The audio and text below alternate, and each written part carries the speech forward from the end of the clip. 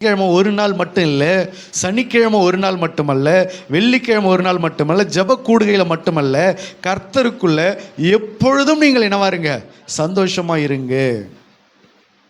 அல்லேலூயா. அந்த சந்தோஷத்தை விரும்புங்க. எப்பவுமே ஏசப்பா கூட இருக்கிற அந்த சந்தோஷத்தை விரும்புங்க. சில பேருக்கு சினிமா பார்த்தா தான் சந்தோஷமா இருக்கும், டிவி பார்த்தா தான் சந்தோஷமா இருக்கும், மொபைல் பார்த்தா தான் சந்தோஷமா இருக்கும், ஊர் சுற்றினா தான் சந்தோஷமாக இருக்கும், உலகம் சுற்றினா தான் சந்தோஷமாக இருக்கும், ஊரில் 4 பேர் போய் பார்த்தா தான் சந்தோஷமாக இருக்கும். ஒரு நாள் யாக்கோபனுடைய மகள் தீனாள் ரொம்ப நாளாக வீட்டுக்குள்ளே அடைஞ்சு கிடந்தா.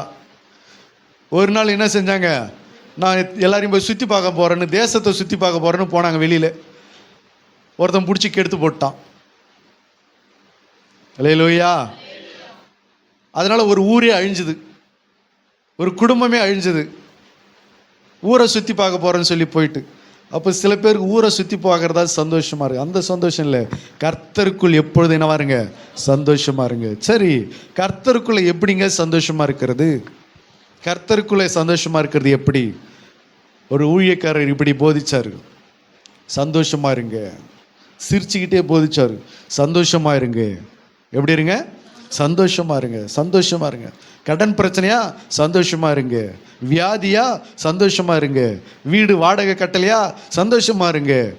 பண நெருக்கடியா, சந்தோஷமா இருங்க. குடும்ப பிரச்சனையா, சந்தோஷமா இருங்க. பிள்ளைகளுக்கு பிரச்சனையா, சந்தோஷமா இருங்க. எப்பவுமே சந்தோஷமா இருங்க. வேதம் அப்படி தானே சொல்லுது அப்படின்னு சொன்னார். ஆனால் அது எப்படி சந்தோஷமா இருக்குன்னு சொல்லலை. எப்படி ஒருத்தன் பிரச்சனைக்குள்ள இருக்கும்போது ஒருத்தன் எப்படி சந்தோஷமா இருப்பான்? அல்லேலூயா. நெகேமியாவின் புஸ்தகத்தை நீங்கள் எடுத்துக்கொள்ளுங்க.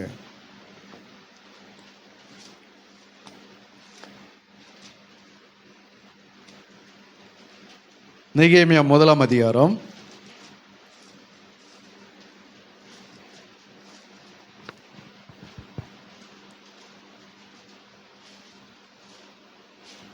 2ஆம் அதிகாரம். நெகேமியாவின் புஸ்தகம் 2ஆம் அதிகாரம் 2வது வசனமும் 3வது வசனமும் நான் வாசிக்கிறேன், கவனிங்க. அப்பொழுது ராஜா என்னை பார்த்து, நீ துக்கமுகமா இருக்கிறது என்ன? உனக்கு வியாதி இல்லையே, இது மனதின் துக்கமே ஒழிய வேறொன்றும் அல்ல என்றார். அப்பொழுது நான் மிகவும் பயந்து ராஜாவை நோக்கி, ராஜா என்றைக்கும் வாழ்க, என் பிதாக்களின் கல்லறைகள் இருக்கும் ஸ்தலமாகிய நகரம் பாழானதும் அதன் வாசல்கள் அக்கினியால் சுட்டெரிக்கப்பட்டதுமாய் கிடக்கும்போது நான் துக்கமுகத்தோடு இராதிருப்பது எப்படி? அல்லேலூயா. ராஜா நெகேமியாவை பார்த்து கேட்கிறாரு, இப்படி நீ துக்கமா இருக்கிறது என்ன அப்படின்னு கேட்கிறாரு. நீ என்னவா இருக்கிற? துக்கமா இருக்கிறது என்ன அப்படின்னு கேட்கிறாரு. அப்ப நெகேமியா சொல்றா, என் பிதாக்களுடைய தேசம் பாழாய் கிடக்கும்போது, அந்த நகரம் சுட்டெரிக்கப்பட்டு கிடக்கும்போது இங்க நான் மட்டும் எப்படி சந்தோஷமா இருக்கிறதுன்னு கேட்கிறான். அல்லேலூயா. நான் துக்கமா இருக்காம அப்புறம் நான் சந்தோஷமா எப்படி இருக்க முடியும் அப்படின்னு. அதுதான் இப்ப நமக்கும் பிரச்சனை. என் வீட்டில் இவ்வளோ பிரச்சனை இருக்கும்போது நான் எப்படிங்க சந்தோஷமா இருக்கிறது? என் பிள்ளைகளுக்கு இவ்வளோ பிரச்சனை இருக்கும்போது நான் எப்படிங்க சந்தோஷமா இருக்கிறது? என் குடும்பத்தில் இந்த வியாதி எங்களை வாட்டும் போது நான் எப்படிங்க சந்தோஷமா இருக்கிறது? என் குடும்பத்தில் இப்படிப்பட்ட குறைகள் இருக்கும்போது நான் எப்படிங்க சந்தோஷமா இருக்குது? என் வாழ்க்கையில் இவ்வளோ கண்ணீர் இருக்கும்போது நான் எப்படிங்க சந்தோஷமா இருக்கிறது? கேட்கறது நியாயம்தான். ஆனால் அந்த ஊழியக்காரர் சொன்னது என்ன அப்படின்னா, இல்லை நீங்கள் எப்பயுமே சந்தோஷமா இருங்கன்னாரு. சில ஞானிகள், சில தத்துவ ஞானிகள் சொல்கிற காரியங்கள் என்ன அப்படின்னு கேட்டால், நீங்கள் எப்படி இருங்க? சந்தோஷமாக இருங்க. எது நடந்தாலும் சந்தோஷமாக இருங்க. இது நடைமுறை வாழ்க்கைக்கு ஒத்து வராத போதனைகள், நடைமுறை வாழ்க்கைக்கு ஒத்து வராத ஆலோசனைகள், அறிவுரைகள். ஏன் அப்படின்னா, நம்ம வீட்டில் பல பிரச்சனை இருக்கும்போது அந்த வீட்டை சார்ந்த மனிதர்களால் என்ன பண்ண முடியாது? சந்தோஷமாக இருக்க முடியாது. ஒரு பிள்ளை வியாதிப்பட்டு கிடக்கும்போது அதனுடைய தாய் தகப்பன் என்னவா இருக்க முடியாது? சந்தோஷமாக இருக்க முடியாது. குடும்பத்தில் பல பிரச்சனைகள் சமாளிக்க வேண்டிய சூழ்நிலையில் இருக்கிறவர்கள் எப்பொழுதும் என்ன பண்ண முடியாது? சந்தோஷமாக இருக்க முடியாது. அப்போ இப்படிப்பட்ட போதனைகள் அது சுய அறிவுள்ள ஒரு போதனைகள், அது நடைமுறைக்கு ஒத்து வராத உலக ஞானம், உலக அறிவு. அது கேட்கறதுக்கு ஞானமாய் தோன்றும், ஆனால் நடைமுறைக்கு அது என்ன பண்ணாது? ஒத்து வராது. கேட்கறதுக்கு அறிவு போல இருக்கும், நல்ல ஞானமா இருக்கும். எப்பவுமே சந்தோஷமா இருங்க, எந்த பிரச்சனையா இருந்தாலும் பரவாயில்ல சந்தோஷமா இருங்க, இதெல்லாம் கேட்கறதுக்கு நல்லா இருக்கும். ரொம்ப ஞானமாக இருக்கும். ஆனால் அது நடைமுறை வாழ்க்கைக்கு, நடைமுறை குடும்ப சூழ்நிலைக்கு அது என்ன பண்ணாது, ஒத்து வராது.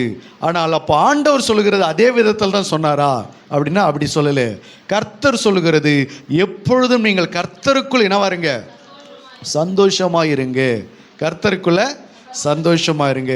கர்த்தருக்குள் எப்படி நீங்கள் சந்தோஷமாக இருக்க முடியும் அப்படி சொன்னால் வாசிக்கலாம்.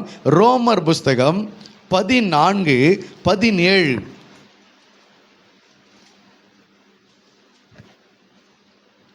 ரோமர் 14. தேவனுடைய ராஜ்யம் புசிப்பும் குடிப்பும் அல்ல, அது நீதியும் சமாதானமும் பரிசுத்த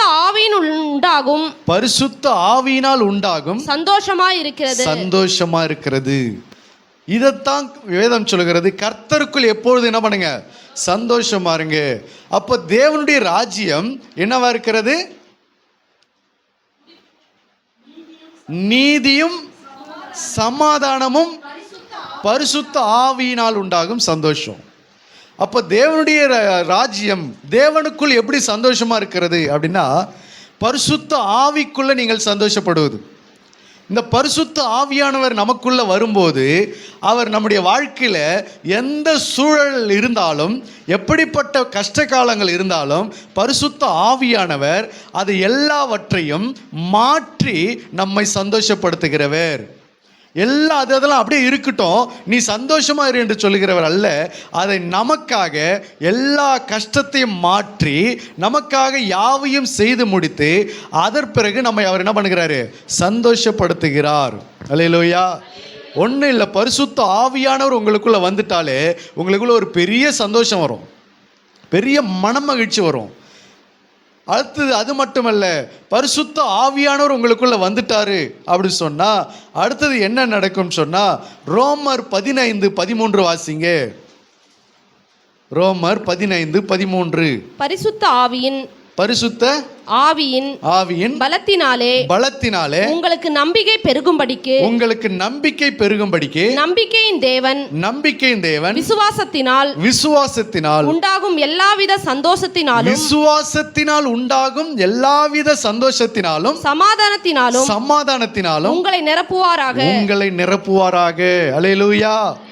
பரிசுத்த ஆவியானவர் வந்தாருன்னு சொன்னா உங்களுக்குள்ள சமாதானம் வரும், உங்களுக்குள்ள நீதி வரும், உங்களுக்குள்ள உண்மை வரும், உங்களுக்குள்ள பாவங்கள் மறைந்து போகும், உங்களுக்குள்ள பரிசுத்தம் காணப்படும். பரிசுத்த ஆவியானவர் வரும்போது இந்த நீதியின் சமாதானம் உங்களுக்குள்ள, விசுவாசத்தினால் உண்டாகும் சந்தோஷம் உங்களுக்குள்ள அது உண்டாகும். அல்லேலூயா. இதுதான் கர்த்தருக்குள் சந்தோஷமா இருப்பது. அல்லேலூயா. ஒரு மனிதன் பாவத்தை விட்டு நீதியை தேட ஆரம்பிச்சிட்டான அவனுக்குள்ள சந்தோஷம் வந்துடும். பாவத்தை விட்டு பரிசுத்தமாக வாழ ஆரம்பிச்சிட்டாலே அவங்களுக்குள்ள சந்தோஷம் வந்துடும். சந்தோஷம் வந்தது மட்டுமல்ல, அடுத்தது அவங்களுக்குள்ள விசுவாசமும் வந்துடும். விசுவாசத்தினால் உண்டாகும் சந்தோஷம். ஏன் இன்னைக்கு நிறைய நேரங்களில் நமக்கு விசுவாசம் வரமாட்டேங்குதுன்னா பரிசுத்த ஆவி இல்லாதபடினால தான். நம்ம இந்த தோல்விகளை பார்த்து பார்த்து பார்த்து பழகிட்டதுனால, கர்த்தருடைய மகத்துவங்களை பார்க்க முடியாததுனால நமக்குள்ள என்ன வரமாட்டேங்குது, விசுவாசம் வரவே மாட்டேங்குது, நம்பிக்கை வரமாட்டேங்குது. அப்போ இதெல்லாம் வந்தால் தான் நமக்கு சந்தோஷமாக இருக்கும்.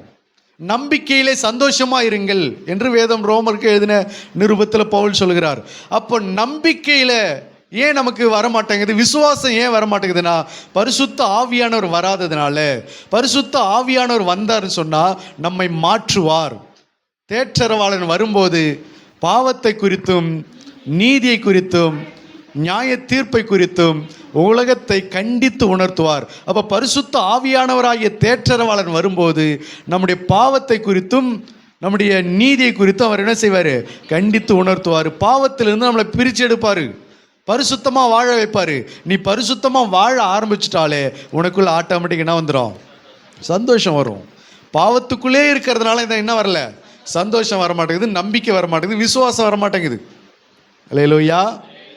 காலேபு யோசுவா அப்புறம் இன்னும் 12 பேர் வந்தாங்க, 10 பேர் வந்தாங்க கானானை சுற்றி பார்க்கறதுக்கு. யாருக்கு விசுவாசம் இருந்துச்சு, யாருக்கு விசுவாசம் இல்லை? காலேபுக்கும் யோசுவாவுக்கும் விசுவாசம் இருந்துச்சு, மீதி 10 பேருக்கு என்ன வரல, விசுவாசம் வரல. ஏன் அப்படின்னா உலகத்தை சுற்றுறது, உலகத்தில் சந்தோஷத்தை அனுபவித்து பார்க்கறது, உலகத்திலே சந்தோஷமாக வாழ்ந்துட்டு இப்போ சந்தோஷம் கர்த்தருடைய காரியத்தில் சந்தோஷம் வருதான்னு பார்த்தா அவங்களுக்கு நம்பிக்கை வர மாட்டேங்குது, விசுவாசம் வர மாட்டேங்குது. அவங்களுக்கு என்ன தான் வருது? அவிசுவாசம் தான் வருது. நம்மளாம் போய் காணான் என்ன பண்ண முடியாது, சுதந்திரித்து கொள்ள முடியாது. அது ரொம்ப மோசமான ஜனங்க, மோசமான ஆட்கள் அங்கே இருக்கிறாங்க, அதனால் நம்மளெல்லாம் அவங்களுக்கு ஜெயிக்க முடியாது அப்படின்றாங்க. அப்போ என்ன தான் பண்ணாலும் அவங்களுக்கு என்ன வரமாட்டேங்குது? விசுவாசம் வரமாட்டேங்குது. அப்போ பரிசுத்த ஆவியானவர் நிறைவான அவர் வந்துட்டாருன்னு சொன்னால் குறைவான நம்முடைய அவிசுவாசமும் குறைவான நம்முடைய பாவங்களும் அது எல்லாம் என்ன செய்யும்? மறைந்து போகும். அல்லேலூயா, மாறி போகும். அப்போ பரிசுத்த ஆவியினால் உண்டாகிற சந்தோஷம், நீங்கள் பரிசுத்த ஆவிக்குள்ளே நீங்கள் ஜெபம் பண்ணி பரிசுத்த ஆவியானவருக்குள்ளே நீங்கள் எப்பொழுது நீங்கள் வாசம் பண்ணி கொண்டு இருப்பீங்க என்று சொன்னால் உங்களுடைய இருதயத்தை அது என்ன செய்யும்? சந்தோஷத்தினால அது நிரப்பும். அல்லேலூயா. சங்கீதக்காரன் சொல்லுகிறான், சங்கீதம் 4:7, அவர்களுக்கு தானியமும் திராட்சரசமும் பெருகி இருக்கிற காலத்தின் சந்தோஷத்தை பார்க்கிலும் அதிக சந்தோஷத்தை என் இருதயத்தில் தைந்தீர். ஹல்லேலூயா. இந்த உலகத்தில் 2 சந்தோஷம் இருக்குது. ஒன்று கர்த்தருக்குள் சந்தோஷம், இன்னொன்று உலகத்தின் சந்தோஷம், பாவ சந்தோஷம். பாவ சந்தோஷம் என்றால் என்ன? உலகத்தில் பாவத்தில் வாழ்வது, ஜாலியாக வாழ்வது. அதை தான் மோசே என்ன பண்ணுறாரு? அதை உதறி தள்ளிட்டு வந்தார்.